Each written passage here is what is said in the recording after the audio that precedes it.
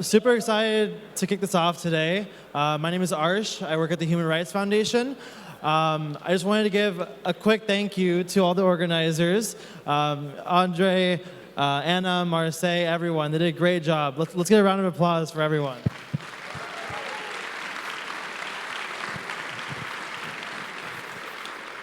So before we kick off this discussion, I wanted to give some context behind why we put together this session and why it matters. So all governments, especially dictators, frequently debase, surveil, censor transactions and the money of their population and the people that they don't like. So human rights activists, dissidents, journalists, all around the world, especially in authoritarian countries, are vulnerable to these governments. So today's sessions will strive to go over all the issues and how we can fix that. So without further ado, I'd like to kick off our panel. Bitcoin as a tool for freedom. So our first speaker will be Farida Nabourema, Togolese human rights activist.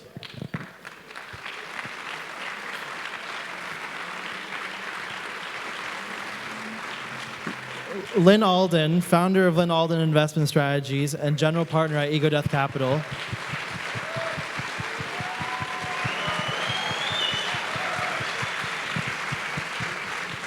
Jack Dorsey, co-founder and CEO of Block.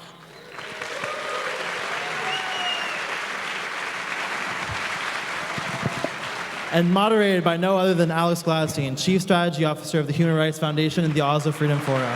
Let's give them a round of applause. Well, thank you, Arsh. Thank you to the organizers for allowing us to put this together. Jeff and Andre got in touch with me last year and said they wanted to have a freedom track at this event, and I was very excited about that. It's something that not a lot of folks in the Bitcoin industry often think about. I know that number go up is really exciting, and the ETF is really exciting, et cetera, but what Satoshi tried to create was freedom money, and that remains at the heart of what Bitcoin is. So we're very grateful at the Human Rights Foundation that Atlantis made this possible. So for the next few hours, we're going to have freedom content, and I think hopefully it's a time for a lot of us to share thoughts, ideas, and learn. This is also a very inspiring personal moment for me because basically three of my heroes are here. Lynn is one of my favorite intellectuals in the world. Farida is one of my favorite activists in the world, and Jack is one of my favorite entrepreneurs in the world, and they've all done each a huge amount, actually, for moving the needle forward for human freedom. When we talk about money and freedom, which aren't usually discussed together, and I know this because I've been working on human rights conferences and events for about 17 years, for many years, you would never hear anyone from the human rights field talk about currency or money or finances. It was something different. It was something left aside. It was something that was, logistical. And over the years, I think we started to see why it's actually really fundamental and critical to the human rights struggle.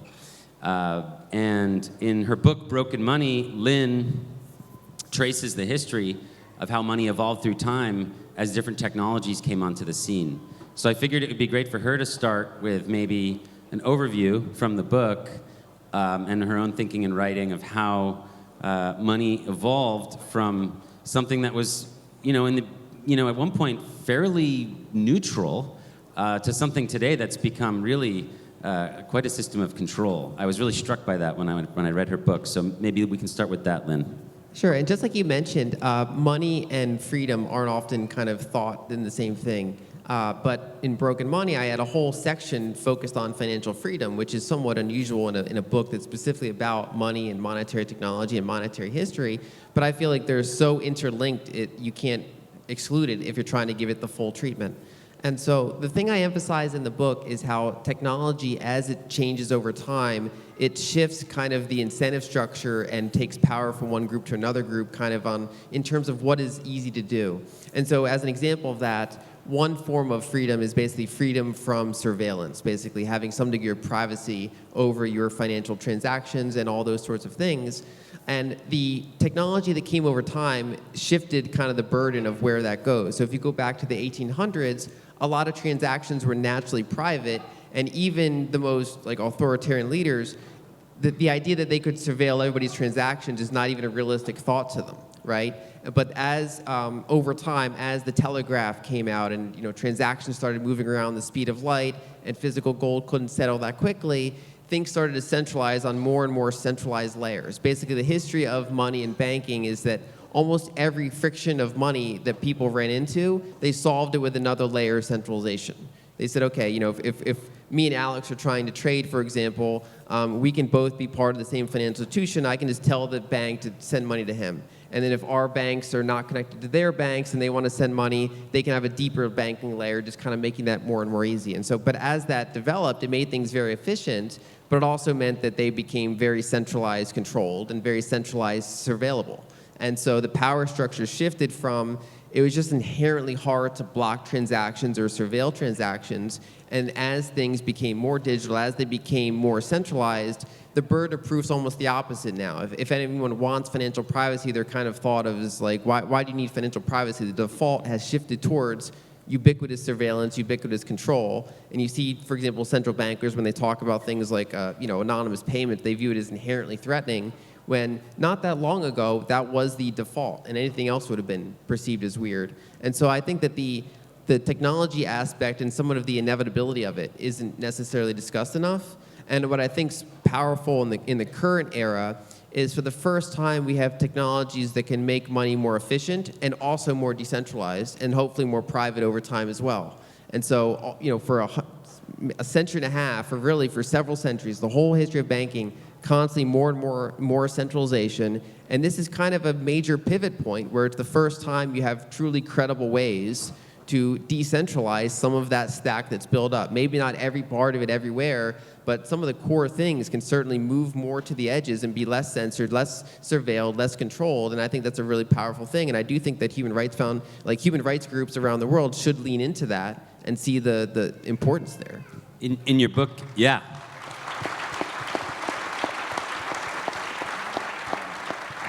In your book, you kind of talk about the inevitability aspect, where, like, you run it back 100 times, gold was not going to be what we used to transact in the digital space, obviously. It was sort of destined to lose. But what that meant was that these highly centralized technologies were basically, as money evolved, it was becoming more centralized. And then you note that with Bitcoin, with the invention of Bitcoin, things start to change. And it's kind of exciting how now, as money evolves, we might get more free as opposed to more controlled. And I just thought that was a really interesting insight. And I think there's kind of three epochs that you can think of in terms of the history of money if you want to break it down. So first was pre-telegraph, right? So all information and matter is moving at roughly the same speed. You can't really transport high bandwidth information faster than humans could go with ships and horses. So that was the pre-telegraph era. And the telegraph was invented in the 1830s. It didn't really get widely deployed until the 1860s. That's when it was going across the Atlantic Ocean. It was going across continents, starting to connect larger and larger parts of the world. Didn't really cross the Pacific until the early 1900s. But then once we entered that era, we were in a period where we had enough bandwidth to do transactions quickly over the speed of light, but not settlements. And so we've been in this 150-year gap or so, a little longer, where you have fast transactions but not fast settlements. And the third epoch is basically 2009, which is for the first time we have credible ways to do fast settlements that are almost at the speed of light, almost as fast as the fastest transactions. And so during that middle epoch, you needed some of these centralized ledgers to develop. They were solving a problem, but by solving a problem, they also created problems. They also injected problems into the system. That control was not healthy. And so now we have kind of a new era, I think. So Farida, a lot of people here might not know about your story. Maybe you could educate us a little bit about Togo, about the history of your country, about colonialism in Africa, and about why the struggle for freedom and democracy in Togo was very much a monetary struggle. When I learned this from you, I was really surprised and interested, because this isn't really taught in schools here. We don't learn about, let's say, the colonial franc system. So maybe you could start with that, and then we can talk a little bit about why Bitcoin might start to challenge some of this. Absolutely. the struggle for freedom in Togo has always been tied to money one way or another. Because initially, Togo was a German colony, and after World War I, when Germany lost the war, the country was split into two. The western side was rallied to Ghana, the Gold Coast, which became modern-day Ghana, and the eastern side is what we know as Togo today, was placed under the French administration. Now, right after World War II, there was a huge sentiment for freedom all over Africa, including Togo, and an independence movement was born out of that struggle. So some of the leaders of that movement decided to focus entirely on fighting for Togo's independence, and one of them was Sylvanus Olympio, who the Togolese people see as the founding father of the nation. Interestingly, Sylvanus Olympio was arrested by the French administration, not officially because of his struggle for independence, but for possessing foreign currency. Because the French government created in 1946 a currency that it imposed on all its colonies all over Africa, 15 of them at the time. And that currency was the only currency that citizens from those countries were authorized to use. So Sylvanus Olympio at the time used to work for Unilever Group, and he used to be paid in British pounds. And he had a bank account in the Gold Coast, which became Ghana. So when he issued a check, and the administrators found the check, he was arrested for possession of foreign currency. He was sent to jail, and he was deprived of all his civic rights. He could neither run for office or vote. Eventually, it was banned for all freedom fighters, independencies at the time, to have access to certain services, including education, healthcare, but definitely not bank accounts. They managed to raise money despite that to lead the struggle, and Togo became independent. And the first thing Olympio promised he would do when we become independent will be to quit the CFA system. So he put the Togolese parliament, as the new president of Togo, he put the Togolese parliament to enact a new law to create the Togolese franc. And exactly a month after the parliament voted the law, the soldiers from the French colonial administration went to his house and they assassinated him. After assassinating him, they went ahead and arrested all the dissidents, all the people who were members of the independence movement, including my grandfather. Ever since, we have been ruled by these soldiers. Eyadema, who killed Olympio, ruled for 38 years, and his son now has been in power for 19 years. So for us, the people of Togo, by over 80% of our population, we have only known that family in power.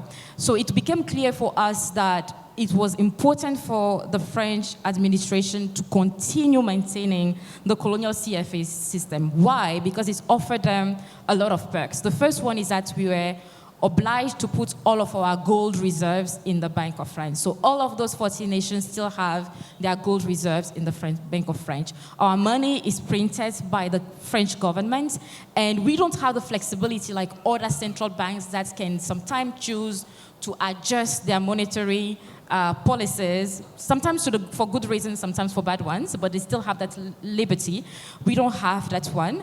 And in addition, we are obliged, our currency used to be pegged to the French franc, then to the euro. So we are obliged to convert our money to euro before we can trade, both for exports and imports. So everything we sell outside of the country, the French government makes a profit out of that. So to guarantee the convertibility, according to the policy of our currency, we pay 15%. So literally anything we sell or anything we buy, we lose 15% of that value. I mean, it's basically like a giant prison because they maybe left political control to the local leader who ended up becoming a dictator. But they could claim, hey, we gave political independence. But they kept economic control. The currency that you speak of is totally worthless outside of Togo. Absolutely. It can't even be used in other CIFA countries. Mm-hmm. Each one is, there's 14 or 15 of them. Each one's not convertible. Actually, there are two central banks that the French government created. There's one for West Africa and one for Central Africa.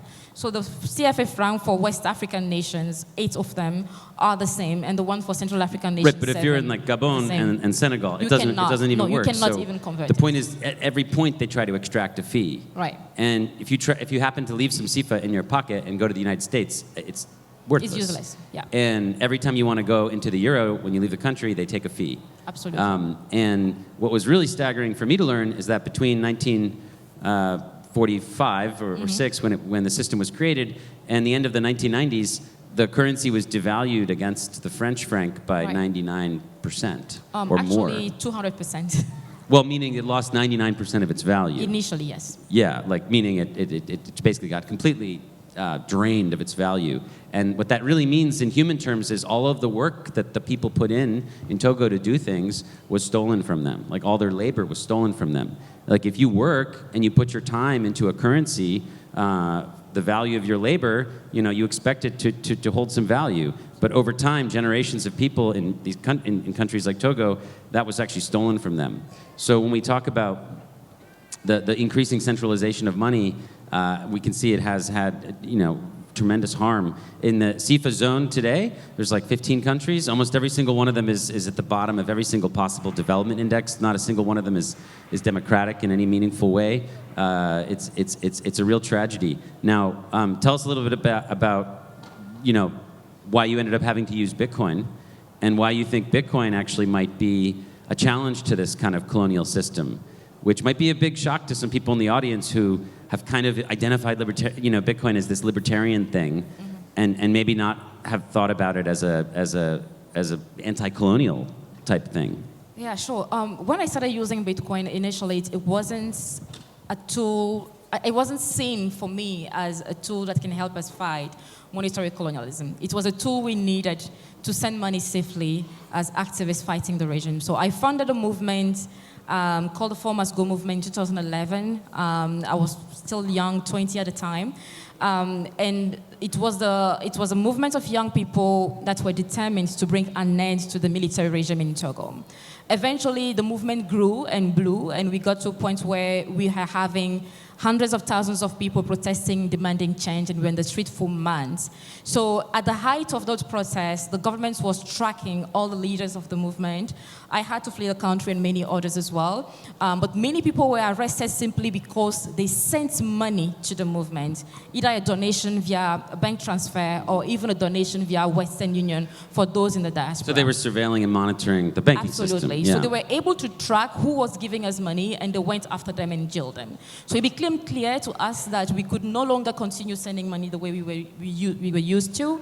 And even more, the diaspora that was supporting us a lot in the struggle some of them were also afraid now of donating because they know the government could track that. So Bitcoin became the only private source that we could fall on to be able to move money into the country completely anonymously without being exposed to the regime.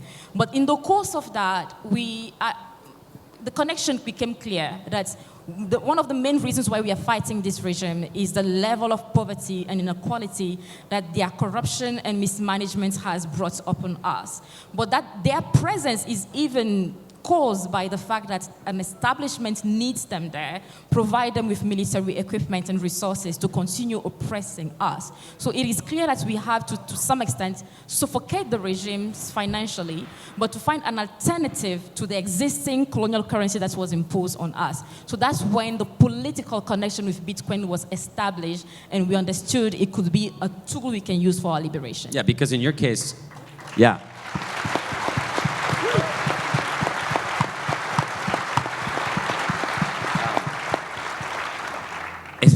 It's not like if the dictator of Togo got the ability to print his own currency for whatever reason, that wouldn't solve the problem. No. It would be equally as surveilled, and it would probably be inflated a lot faster even than the French currency. So, something else is needed, essentially. And this led you to create the Africa Bitcoin Conference, which is now in its second year.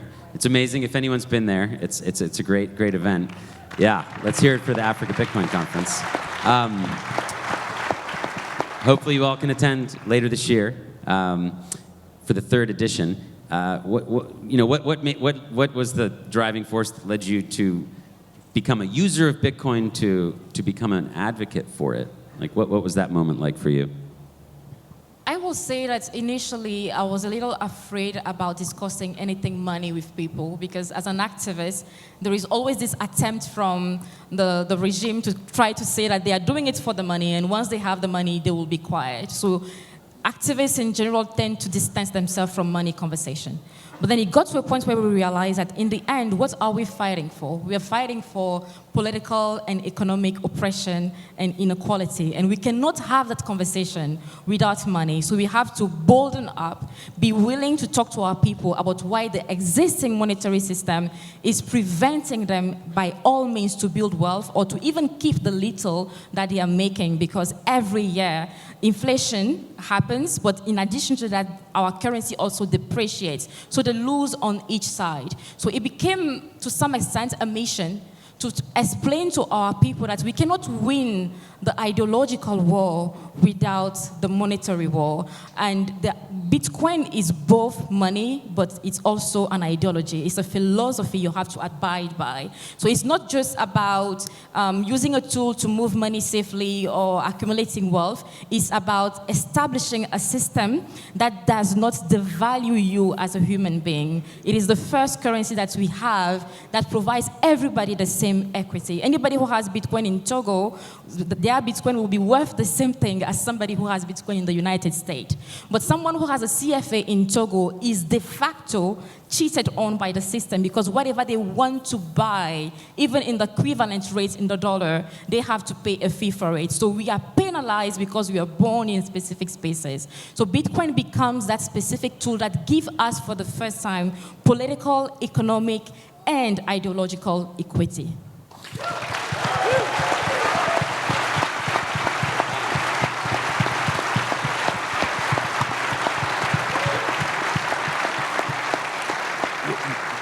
When you started making this clear to me a few years ago, and I started doing some research, I found this amazing quote from a Cameroonian economist, where the translation is something like, Africa won't be politically free unless it has monetary freedom.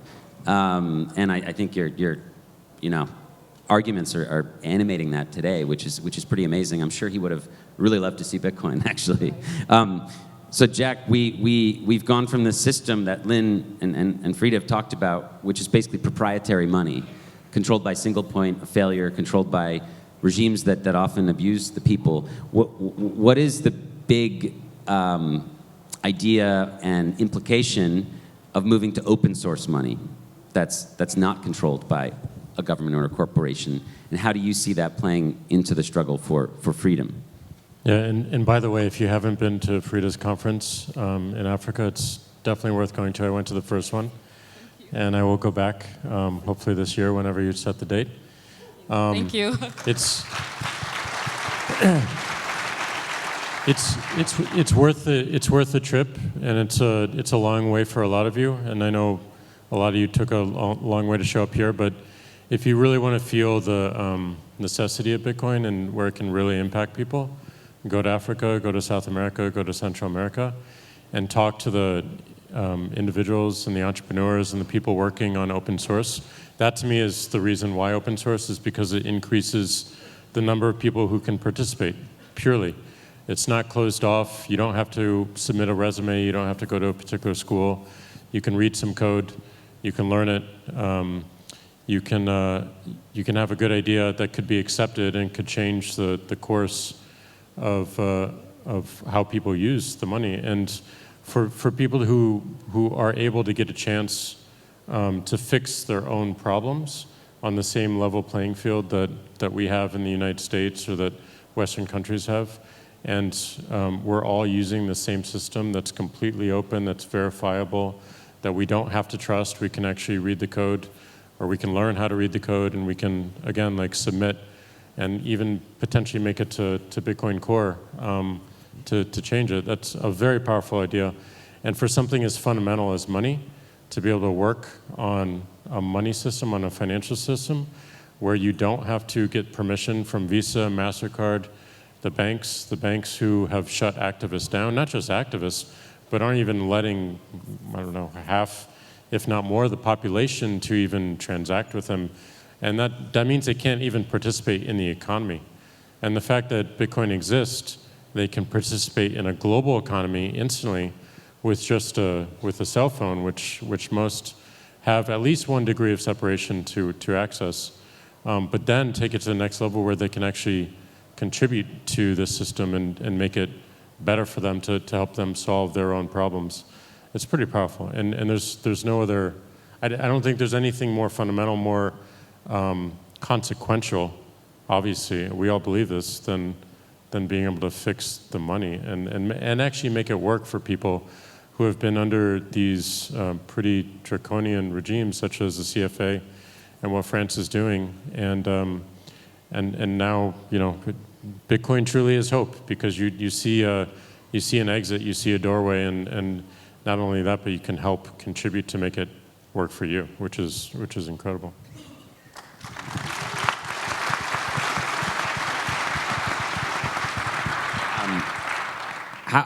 Jack, how can corporations that are, whether they're public companies or simply, you know, they need to play by the rules in the West here, how can they embrace Bitcoin's open source nature? How can they do this in a way where it can expand freedom for other people? Are there better ways to do it? Are there worse ways to do it? You know, what would be your advice to other companies? There's a lot of CEOs and founders here. How can they contribute to Bitcoin as a sustainable freedom movement? I mean, the first question I would ask myself is, like, does this need to be a company? I never wanted to run a company. I never wanted to create a company. I never wanted to be CEO. I was in the open source world from day one. I have so much gratitude for open source. It's the only reason I'm on this stage. It's the only reason I can do what I can do, and I have the resources that I have to give back to it. But I think the first question is, does it need to be a company? As we talked about yesterday, the most beautiful thing about Bitcoin is everyone who contributes to it makes everyone else who's contributing to it better. Like, it's amazing virtuous cycle, and there's not many systems that exist that have that property. I don't know of any other ones, in fact. But again, like anything Jack Mallers does for Strike benefits me at Block and vice versa, and anyone who's working in open source independent of a company and getting a grant, the same is true. And often they're being paid in Bitcoin, and it's like having equity in the thing that they're building, but equity that is far, far better than anything you would find on Wall Street, again, because it's completely permissionless. Nothing on Wall Street, nothing having to do with that road to a company and to this exit that we all celebrate has that property of being permissionless.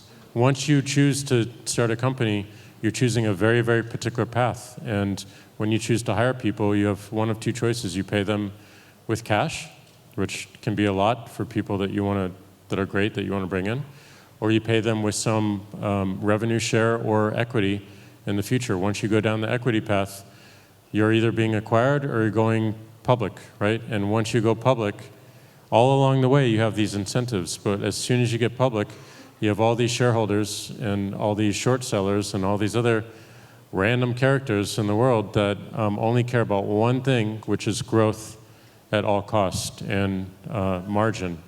And they care nothing about, most of them, some of them do, but nothing about your purpose. Some of them say they care about your purpose, like environmentalism or ESG, and it's complete bullshit. But most of them don't care about the purpose. They only care about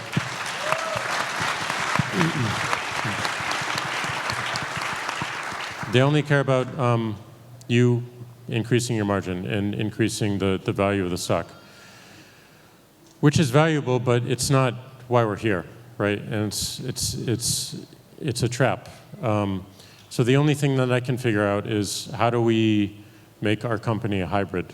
Like, we have immense resources as a public company, and we have taken so much from open source. Every single company that exists today of immense value, whether it be Google or OpenAI or Meta or name them, all of them have taken from open source, and very, very few of them have given back to it.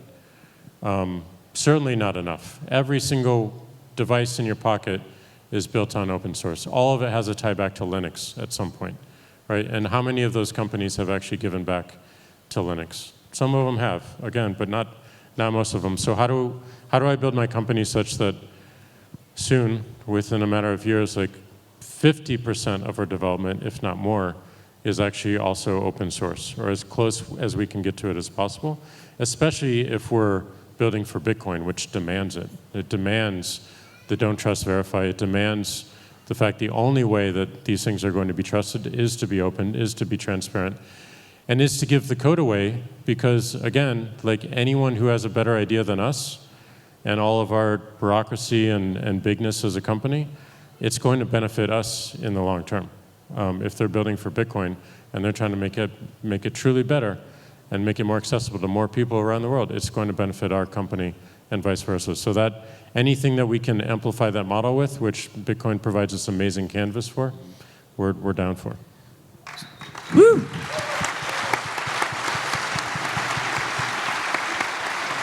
So basically, it's a great start to build on Bitcoin or Nostr or any open protocol, but you should think about giving back to that protocol however you can, and that will ensure that this freedom movement is sustainable in the future. And it's very powerful. I mean, look, Bitcoin is doing, it's funny because there's this apprehension among most people that even on Wall Street, even people who want to maybe get an ETF or whatever, they're still a little worried about Bitcoin because they think it's for bad people or it's dirty or it's bad for the planet or whatever. This is this apprehension that's been created by 15 years of narrative by governments and media that it is bad for people and the planet. And you know, some of us know here that the total opposite is true. There isn't a better social impact investment you could possibly make than Bitcoin. And it's out there today helping tens of millions of people in places that no aid organization could ever reach.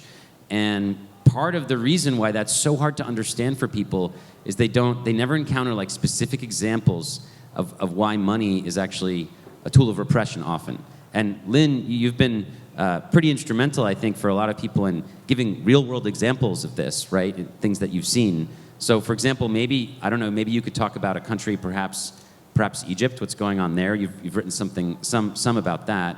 Maybe talk to people about what it's like today for people in a country like Egypt that's suffering from both foreign pressure to modify the currency and internal pressure. Like, what is it like for someone's just daily life there? Sure, and for people that don't know, I spend part of each year in Egypt. I live a minority of each year there, and I know a lot of friends and family there. And it's been super instrumental kind of seeing how money works in those types of environments, because as someone who studies economics, I know the quantitative data of how currencies work in a lot of developing countries, but there's no substitute for being on the ground year after year after year, seeing how it changes over time, asking people how they deal with it. And so when we think of how currencies work today, there's 160 currencies in the world, more or less. And when we think of most things, we don't think monopolies are good, but they all have monopolies over their jurisdictions. And they enforce those monopolies by controlling basically the two main ways to get money in or out. One is ports of entry. Obviously, they're very restricted, very limited. And the other one is bank wires, which are also they're surveilled, they're controllable. And so in those environments that they can enforce on the people, they're stuck with, one, constantly devaluing currency. And I guess the biggest lesson I learned in Egypt is it's not even just about the savings. It's also about the unit of account. And so, for example, it's very obvious to say that if you want to store your past work, that inflating savings is a bad thing. When the currency loses its value, that's obviously a bad thing for people that are holding it. But the other aspect of it is unit of account. So, for example, in Egypt and many other countries like it, the money supply increases by an average of about 20% a year. And so that's what their wages are denominated in. And if you have resources, if you're wealthy, if you're well-connected, if you have access to global finance, you can arbitrage this kind of thing. You can short the currency that other people are saving their value in. You take out debt in it, you're basically shorting it to buy something else. You're buying foreign currency, you're buying harder assets.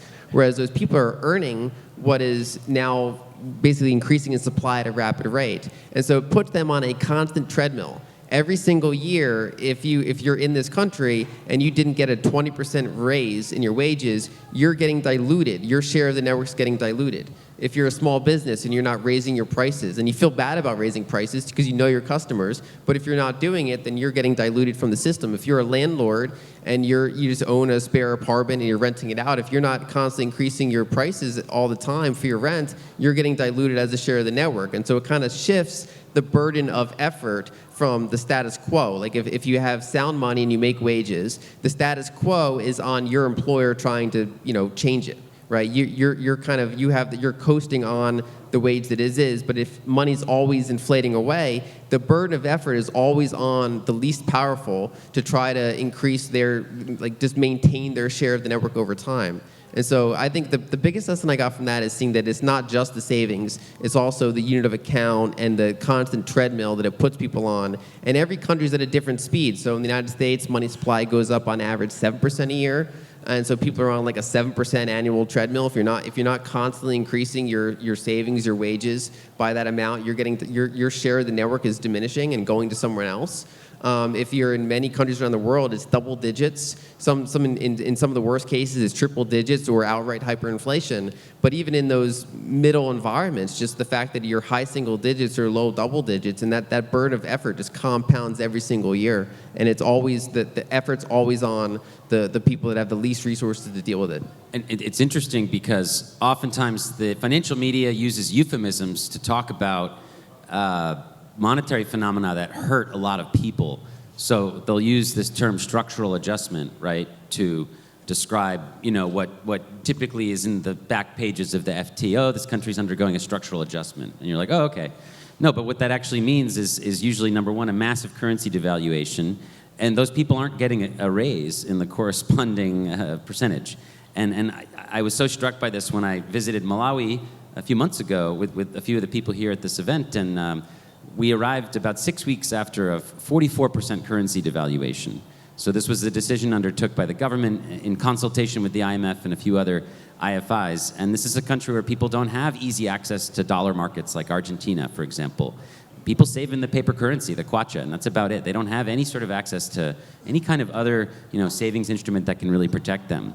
And they're already some of the poorest people in the world. It's the 6th poorest country in the world. People make about anywhere from $300 to $600 a year, in this country, and obviously that's a median. So yeah, in the city they may make a couple thousand, and in the remote countryside they may make less than $100 a year, and they don't need a 44% currency devaluation. They don't need for overnight their purchasing power to be only 56% of what it was the day before. And seeing this was super heartbreaking, and it really crystallized for me this idea that currency devaluation is a crime against humanity. I mean, it literally is, if you were going to design a weapon to hurt everybody in a country, what could be more precise than destroying every single person's purchasing power? And obviously some people, as Lynn was saying, can get out of it because they're privileged. I mean, we've seen this everywhere. I have friends who tell me about in Venezuela when the currency was collapsing, wealthier people would borrow in bolivars and then buy a condo in Miami and then watch the loan go to zero. But the average person can't do that, right? So this is something that has traumatized a lot of people, and there's really been no way out. Farida, you've obviously seen this firsthand. What are the challenges for you as you interact with different movements in Africa, in West Africa, and different parts of the world? How do you try to educate people about this? I know that you think that this can be a powerful tool for them, but what are the obstacles in helping people understand that Bitcoin is a tool for freedom? Interestingly, the conversation that I have had with movements, leaders, activists, and freedom fighters across continents, when I break down the linkages between the ongoing political crisis almost every country is facing and the existing monetary system that we all are obliged to abide to, it becomes natural for them that Bitcoin is a solution. I have never seen anybody resist the idea of Bitcoin being able to solve that particular problem. The skepticism usually comes from lack of understanding of the data and lack of information. But the information is also kept for a specific purpose because there are institutions that gain from this existing model. In Africa, we have 46 currencies. That's 46 central banks.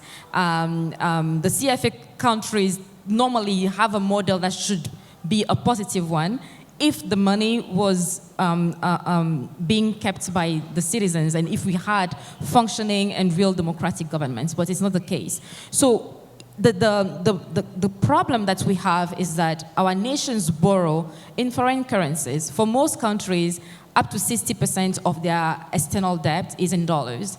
And whenever the dollar rises, the interest rate rises, and the dollar rises, our currencies lose their value automatically as related to the dollar. So we now need more money to pay back our debt.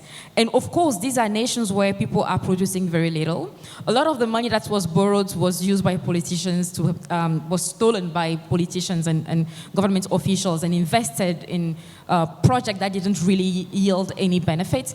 As a result, the citizens are forced to pay back loans that didn't benefit them at a higher rate. So the consequence is that taxes are automatically increased. Social services that were already very low are completely cut off as part of that structural adjustment system. So what I tell people is very simple. We complain that we lack the very basic amenities in hospitals. In my country, Togo, women in the public hospital deliver their babies on the floor. We don't even have beds in the public hospital. But why? Because at some point, our government owed so much money that our debts were bought by the IMF through the structural adjustment program, and the social services were slashed off completely from the state budget. So for countries where very little was already being given to the citizen, more is taken from them to fill the gap for an existing monetary system that is not providing them any advantage. So in the end, people work more and they earn less because the money they earn can only buy them very little. In addition to that, they have to pay more taxes to be able to reimburse the debt, and all the little services the government can provide, clean water, sanitation, hospital, education, are entirely removed. So when people see the picture, of course they feel cheated on, of course they feel abused, and they want a different solution. In the past, it has always been, what do? Do we create our own currencies? But in the end, the countries that also have their own currencies are also going through similar situations. So the solution is to have a currency that is no longer manipulated by institutions, that is entirely accessible to the world, where people can steadily start building wealth and also prevent their purchasing power from being halved by the existing monetary system.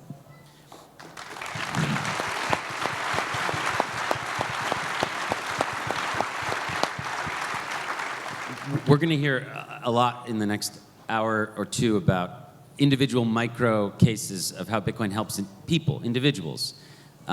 This is not disputable. This is happening around the world at scale, and it's great. And if Bitcoin just helps that, I think that's something really to be very excited about. But I think it also has bigger potential to actually address some of these structural issues in the world, where we talk about how and maybe this was inevitable, right?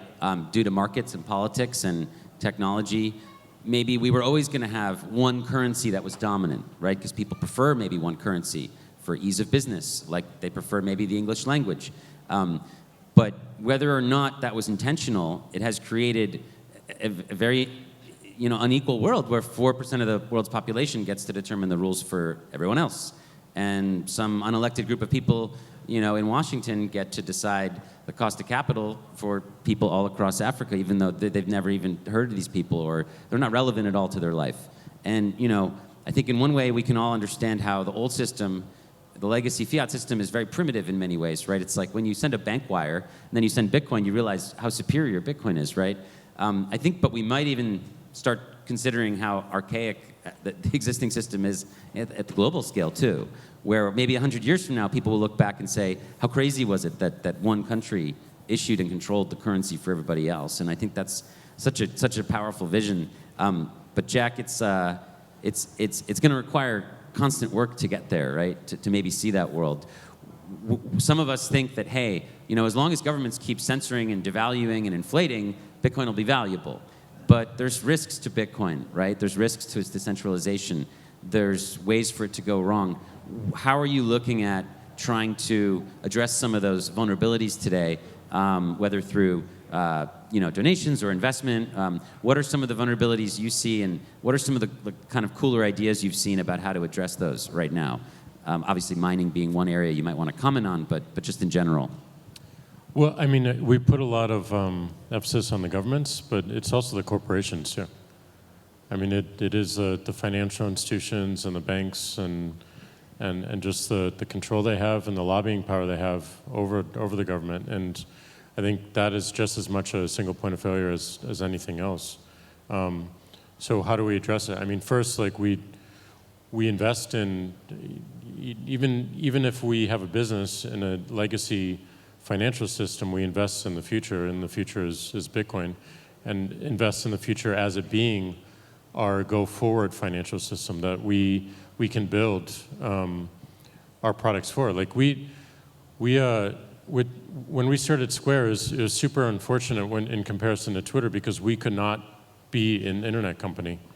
We couldn't release an app or a website and anyone who could find it could use it. We had to go market by market, relationship with a bank to relationship with a bank, different regulatory, and it's super, super slow to expand. So just for our business, like the fact that we can't truly be an internet company because we don't have an open protocol for money movement is really bad for our business, and it really hurts our adoption. So the fact that we can invest in something that will allow us to be more like an internet company, that we can open up Cash App in every single market, that there is an app store or anyone who can access a website, our point of sale tools for the seller, like everything that we do wants to be more global, but we're super constrained because these banking relationships and these gatekeepers that we have to go through. So my biggest issue is not the government right now, it's the other corporations that are tying up the financial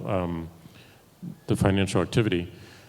So that's one counter, and then another is to be a company or an individual that is giving back to open source and giving it without strings attached.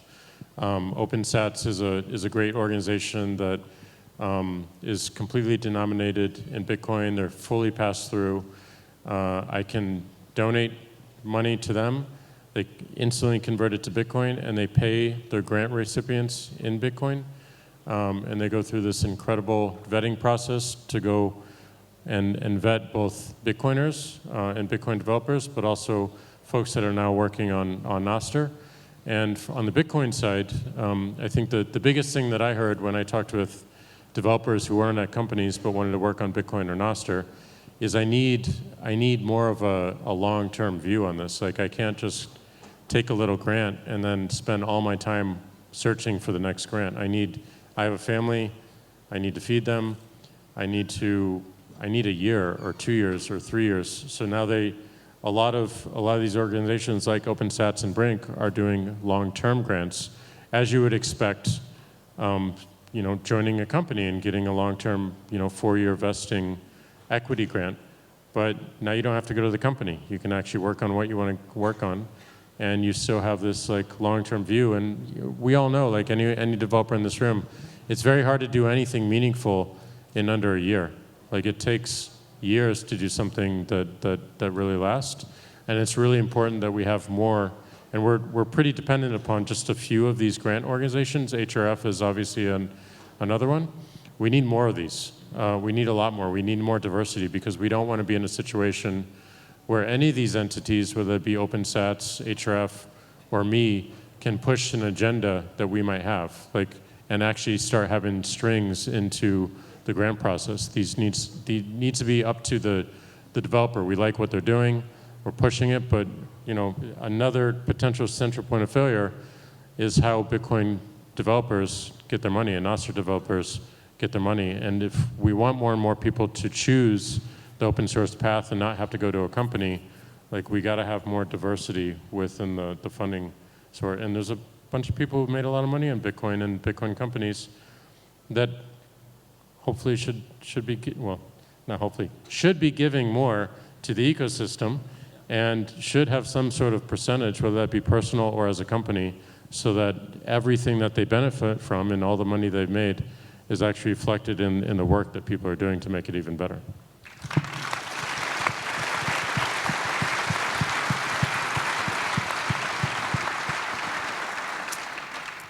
Well, we're gonna wrap up here, maybe with a few concluding thoughts. If you all like this kind of conversation, please stick around. There's going to be some amazing activists and educators coming up here. Jack will be back later with folks from B-Trust to talk about that initiative. So please stick around. If you're in the area, if you're in Europe, you like this content, join us at the Oslo Freedom Forum in June. We're all going to be there. It's going to be a lot of fun. Check that out. And I want to give a shout out. Yeah, let's go Oslo Freedom Forum. To my colleagues at HRF who've designed a really great educational resource. If you want to learn about what's happening in this area of financial repression, what's happening with currency devaluations, what's happening with Bitcoin development, it's a newsletter that comes out every Thursday called the Financial Freedom Report. It's really, really excellent. And you can check that out by looking at hrf.org/financial freedom report. So check out that newsletter. My team does an amazing job on that.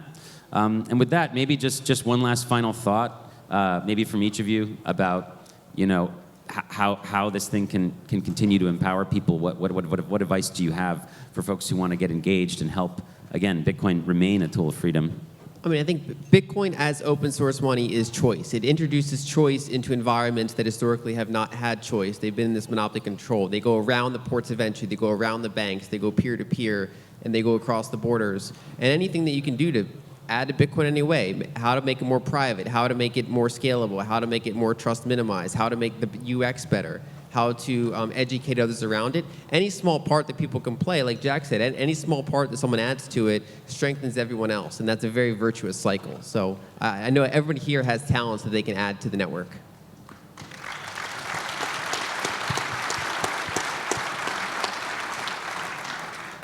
It's actually incredible to see how Bitcoin connects us one way or another from every part of the world. Our stories are very relatable because we are facing challenges in every single sector that Bitcoin solves one way or another. And I have seen it work, especially in Africa, with amazing projects like Great Lakes, for example, bringing electricity to people through Bitcoin mining, communities that have never had electricity for decades, projects like B-Trust that are training developers on the continent to solve issues we have always had with money. Bitcoin is giving us a new start and a chance for once in the world to free ourselves from oppression.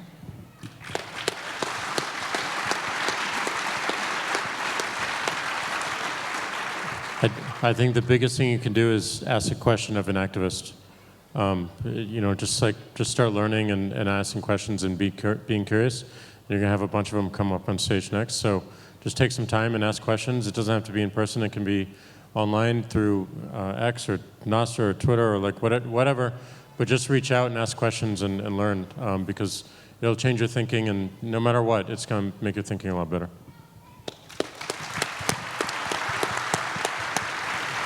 Well, thank you all for being here. It means a lot to us. We'll see you around.